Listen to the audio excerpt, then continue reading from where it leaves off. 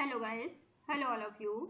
हम आपको question answer करा रहे हैं। ये इग्नू बीए की क्वेश्चन आंसर हम आपको करा रहे थे, जिसका सब्जेक्ट कोड है ESO 12।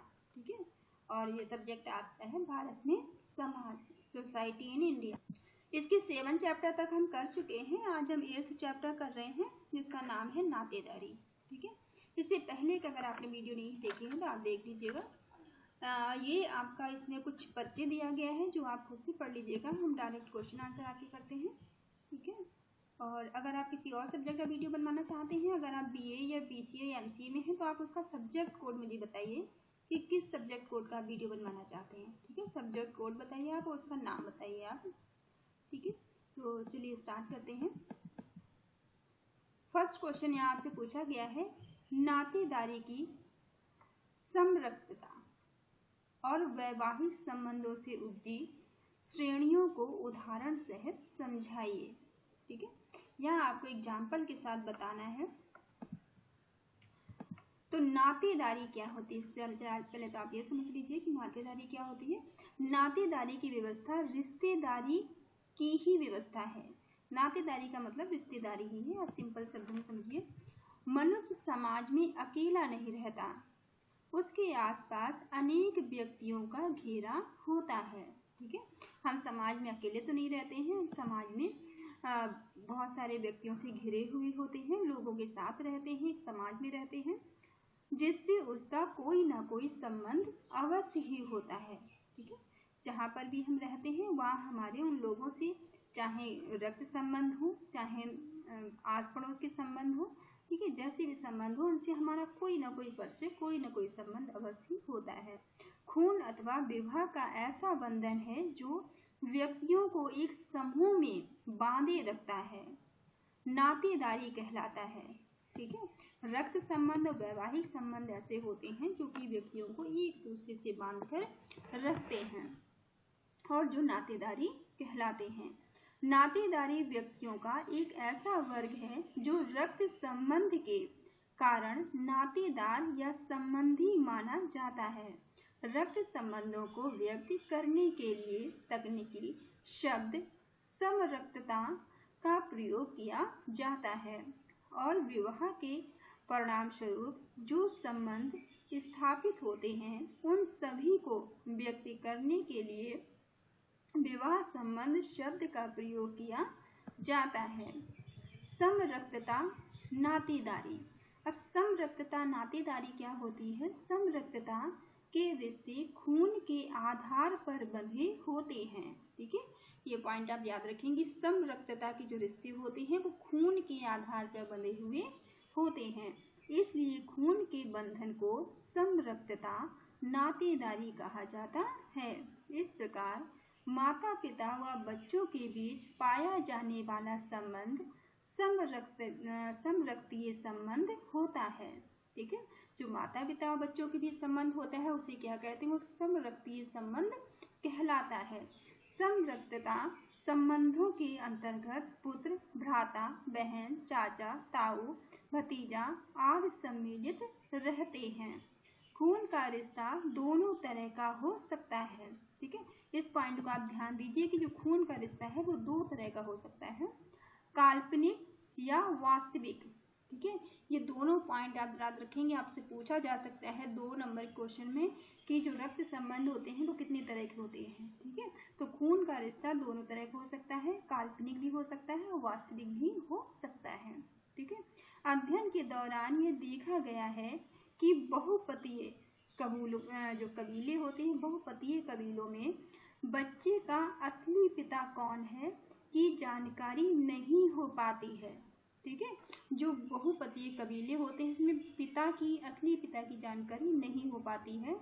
गोद लिए गए बच्चों को अपने बच्चे की भांति ही समझा जाता है। ठीक है, जो गोद लिए गए बच्चे होते हैं उन्हें अपने बच्चे की भांति ही समझा जाता है और उनका पालन पोषण समान ढंग से किया जाता है। इस प्रकार ये कहा जा सकता है कि खून का रिश्ता न केवल जीवन शास्त्रीय अपितु सामाजिक मान्यताओं के आधार पर भी स्थापित हो सकता है। ठीक है, तो इस तरह से ये दो तरह से संबंध हो सकते हैं, अर्थात सामाजिक मान्यता भी इन संबंधों में महत्वपूर्ण स्थान रखती है।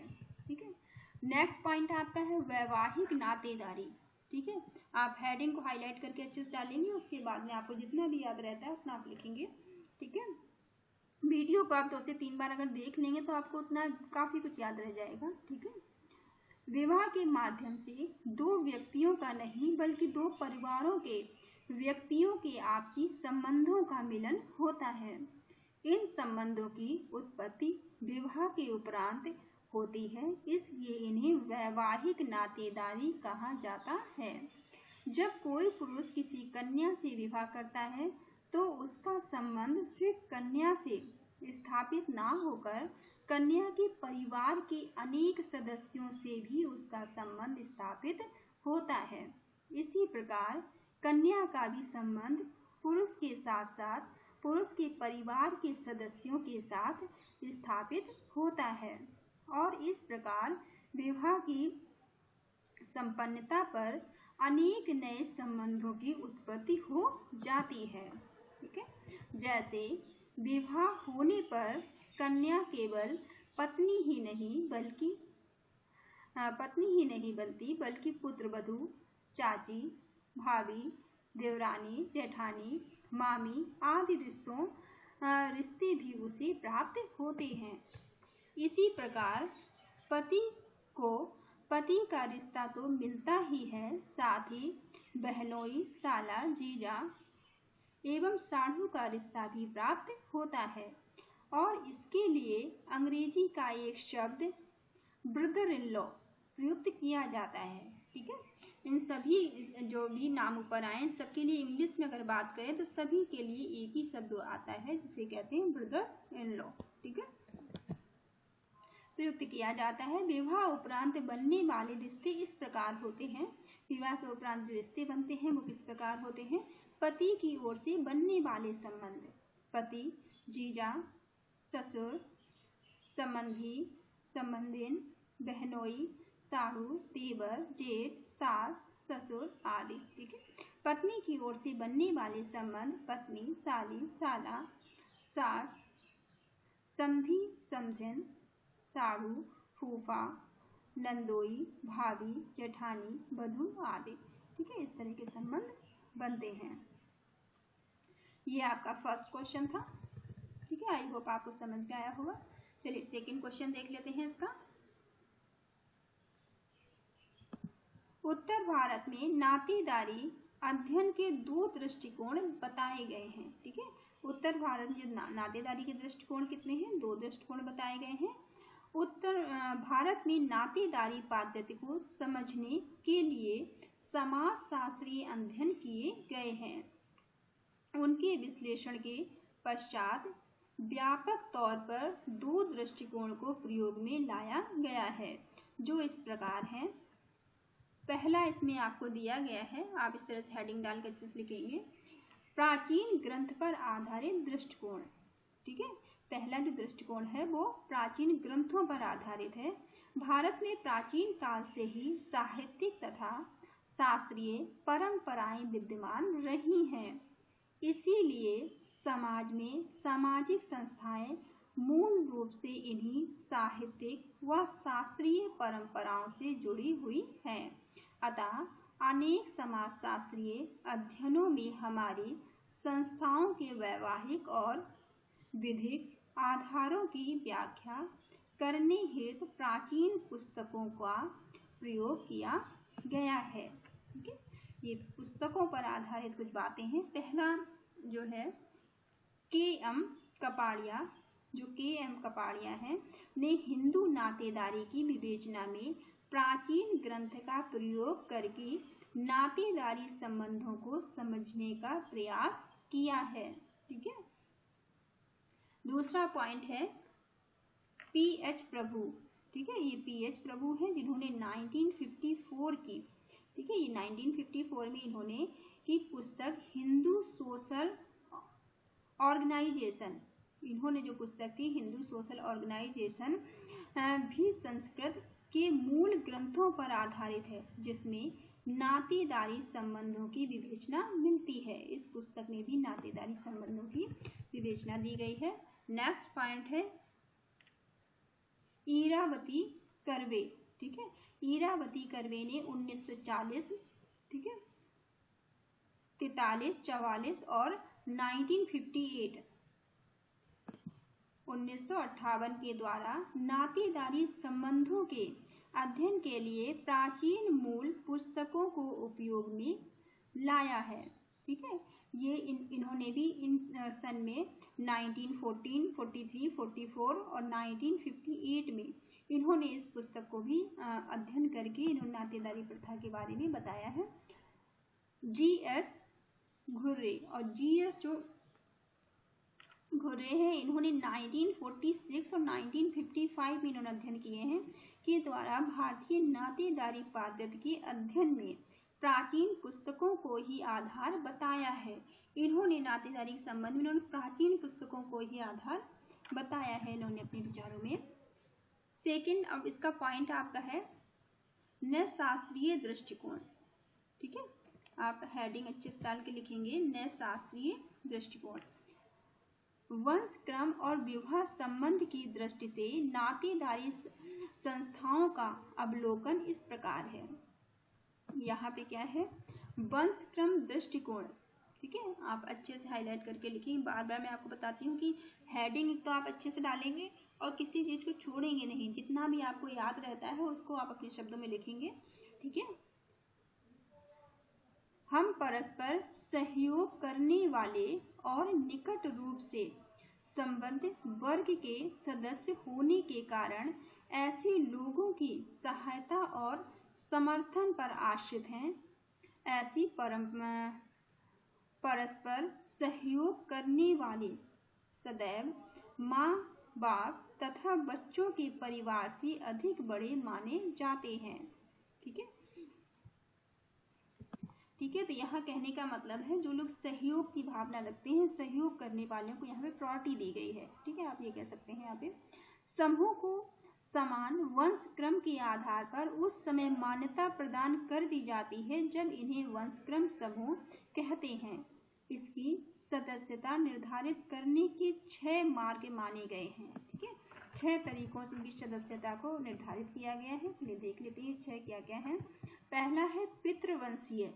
ठीक है, पहला क्या है इसमें, पितृवंशीय। इसके अंतर्गत वंश क्रम का आधार पुरुष होता है। ठीक है, पितृवंशीय में क्या है, आप ये कह सकते हैं घर का ऑनर पिता होता है या पुरुष होता है। ठीक है, इसके अंतर्गत वंश क्रम का आधार पुरुष होता है और वंश पिता से पुत्र द्वारा चलता है। ठीक है, ये मान्यता से आप भली भांति परिचित होंगे। हमारे यहाँ काफी मान्यता है कि जो वंश है वो पिता से पुत्र द्वारा चलता है। ठीक है, ये पितृवंशीय परंपरा कहलाती है। दूसरा है इसमें मातृवंशीय। दूसरी परंपरा क्या है, मातृवंशीय। इसके अंतर्गत वंश क्रम का निर्धारण माँ से पुत्री की परंपरा में होता है। ठीक है, यहाँ देखिए उल्टा है, यहाँ पे जहाँ पितृवंशीय था यहाँ तो पिता से पुत्र द्वारा चलने वाले वंश को माना गया है और यहाँ पे मातृवंशीय में माता को वारिता दी गई है, आप ये कह सकते हैं। ठीक है, मातृवंशीय के अंतर्गत वंश क्रम का निर्धारण माँ से पुत्री की परंपरा में होता है। ठीक है, अब यहाँ पे थर्ड पॉइंट में आपको दिया गया दोहरा। ये हेडिंग आप याद कर लीजिएगा, उसके बाद में आपको जो भी याद रहता है वो लिखिएगा। दोहरा, दोहरा में क्या है, इसमें वंश क्रम का निर्धारण माता व पिता दोनों के वंश से होता है। ठीक है, दोहरा में क्या है, इसमें माता पिता दोनों महत्वपूर्ण भूमिका निभाते हैं, दोनों के वंश महत्वपूर्ण भूमिका निभाते हैं। तो दोहरा में जो वंश क्रम है वो माता और पिता दोनों के वंश से होता है। द्विपक्षीय में क्या है, द्विपक्षीय या उभयपक्षीय। द्विपक्षीय उभयपक्षीय में इसमें एकल वंश परंपरा की बजाय द्विपक्षीय समूह रचना विद्यमान रहती है। इसमें समूह माता व पिता दोनों की ओर से नातेदारी के मिश्रित से मिलता है। ठीक है, यह माता और पिता दोनों की ओर से जो नातेदारी का मिश्रण होता है उससे मिलता है। इसमें सदस्यता दोनों की वंश परंपरा से मिलती है। ठीक है, इसमें सदस्यता जो है दोनों की वंश परंपरा से मिलती है। 5th पॉइंट में आपको बताया गया है वक्र या वैकल्पिक वंशक्रम। ठीक है, 5th पॉइंट में है वक्र या वैकल्पिक वंशक्रम। इसके अंतर्गत सदस्यता पुरुष द्वारा उसकी पुत्रियों को व माता द्वारा उसके पुत्रों को प्राप्त होती है। ठीक है, वक्र या वैकल्पीय वंशक्रम में क्या है कि जो पिता है, पिता द्वारा तो पुत्रियों को मिलती है सदस्यता और माता द्वारा पुत्रों को सदस्यता प्राप्त मिलती है। ठीक है, 6 पॉइंट में समानांतर वंशक्रम। समानांतर वंशक्रम में क्या है, इसमें वंशक्रम की सदस्यता पुरुषों द्वारा पुत्र को व महिला द्वारा पुत्रियों को मिलती है। ठीक है, इसमें क्या है कि इसमें सदस्यता पुरुष द्वारा तो पुत्र को मिलती है और महिला द्वारा पुत्रियों को मिलती है। ठीक है, नेक्स्ट इसको डिवाइड किया गया, इसको विवाह संबंध से उत्पन्न रिश्तेदारी। अब आपको यहाँ पे बताया गया जो विवाह संबंधों से उत्पन्न जो रिश्तेदारी होती है उसके बारे में। भारत में नातेदारी पद्धति के अध्ययनों के विश्लेषण किए गए हैं। ठीक है, भारत में इसमें बहुत अध्ययन हुए हैं नातेदारी पर। तब निष्कर्ष के रूप में एक महत्वपूर्ण पहलू उभर कर आया है कि नातेदारी के विन्यास को समझने के लिए विवाह संबंध से उत्पन्न रिश्तों का दृष्टिकोणीय अध्ययन करना आवश्यक होता है और इन रिश्तों के माध्यम से नातेदारी का स्वरूप स्पष्ट होता है। ठीक है, आई होप ये सेकंड क्वेश्चन था, आपको समझ में आया होगा। चलिए इसका एक क्वेश्चन और कर लेते हैं, फिर बाकी हम नेक्स्ट वीडियो में करेंगे। तो इसमें 3rd क्वेश्चन आपसे पूछा गया है कि उत्तर भारत में पाई जाने वाली नातेदारी की 3 समूह के नाम बताइए। ठीक है, उत्तर भारत में पाई जाने वाली 3 नातेदारियां हैं, उनके आपको समूह के नाम बताने हैं। चलिए देख लेते हैं क्या है। उत्तर भारत में पाई जाने वाली नातेदारी के 3 समूह इस प्रकार हैं। पहला है पितृवंश। ठीक है, पितृवंश उत्तर भारत में अधिकांश क्षेत्रों में पितृवंश परंपरा से वंश का निर्धारण होता है। ठीक है, इस बात से आप भली बात परिचित होंगे। इसलिए यहाँ की नातेदारी एकल वंशीय परंपरा वाली कहलाती है। अगर आप उत्तर भारत से हैं तो ये वाले क्वेश्चन आपको ज़्यादा समझ में आएंगे। अगर आप दक्षिण भारत से हैं तो इसका नेक्स्ट चैप्टर जो हम देखेंगे वो क्वेश्चन आपको ज़्यादा समझ में आएंगे। ठीक है, तो आप यहाँ समझने का प्रयास करिए। अर्थात वंश क्रम पिता से पुत्र द्वारा माना जाता है। पितृवंश परंपरा के सदस्यों में आपस में सहयोग की भावना पाई जाती है। साथ ही कुछ परिस्थितियों में संघर्ष भी देखने को मिलता है। इस परंपरा में धार्मिक, आर्थिक कार्यों में सहयोग की भावना के साथ सदस्य सम्मिलित होते हैं। वहीं संपत्ति और उत्तराधिकार के मामले में उन्हें सुरक्षित करने के लिए सहयोग करना पड़ता है। दूसरी ओर अधिक से अधिक लाभ पाने के लिए आपस में झगड़ते भी हैं। ठीक है, जहां आप इस बात से परिचित होंगे, जहां बात संपत्ति की आती है वहां लोगों को आपस में आपने झगड़ते हुए भी पाया होगा उत्तर भारत में। ठीक है, इस प्रकार उपयुक्त प्रकार के स्वरूप पितृवंश समूह होते हैं। ठीक है, यही जो है पितृवंश परंपरा कहलाती है। नेक्स्ट पॉइंट इसमें है गोत्र। यह वंश परंपरा मुख्य रूप से बहिर्विवाह की इकाई है, इसलिए इसके अंतर्गत आपस में विवाह नहीं कर सकते। ठीक है, गोत्र परंपरा जो होती है एक गोत्र में विवाह नहीं होता है, कहने का मतलब यही है। एक वंश के सदस्य एक दूसरे के पास ही निवास करते हैं, क्योंकि जो एक वंश के लोग होते हैं एक दूसरे के आसपास ही रहते हैं, इसलिए उनको सहयोग व विरोध के अवसर भी देखने को मिलते हैं। ठीक है, उनके बीच अगर सहयोग की भावना होती है तो विरोध की भावना भी होती है। गोत्र के सदस्यों में आपसी संबंधों में इस प्रकार के हित दिखाई नहीं देते और इनके मध्य के संबंधों में प्रगाढ़ता नहीं पाई जाती। ठीक है, जब ये जो गोत्र के संबंध होते हैं या जो आसपास रहने वाले होते हैं तो उनमें एक सहयोग की भावना धीरे धीरे कम हो जाती है, आप ये कह सकते हैं। नेक्स्ट पॉइंट इसमें है जाति और उपजाति। ठीक है, नेक्स्ट पॉइंट इसमें है जाति और उपजाति का। अंतर जातीय विवाह नियम होने के कारण कहीं कहीं गांव वाले अपनी ही जाति में विवाह करते हैं। इस प्रकार एक जाति के लोग पहले से ही एक दूसरे के नातेदार हो जाते हैं, ठीक है, या हो सकते हैं, या भविष्य में भी एक दूसरे से संबंध स्थापित कर सकते हैं। जब इनकी जाति प्रतिष्ठा को खतरा उत्पन्न होता है तो यह दूसरों से टकराने से भी पीछे नहीं हटते हैं। ठीक है, आपने देखा होगा जातिवाद पे भी लोगों का विवाद रहता है, तो वही यहाँ कहने का मतलब है। उपजाति की संरचना के ढांचे में हमें नातेदारी पद्धति के ताने बाने दिखाई देते हैं और नातेदारी संबंधों को भली भांति निभाते हैं।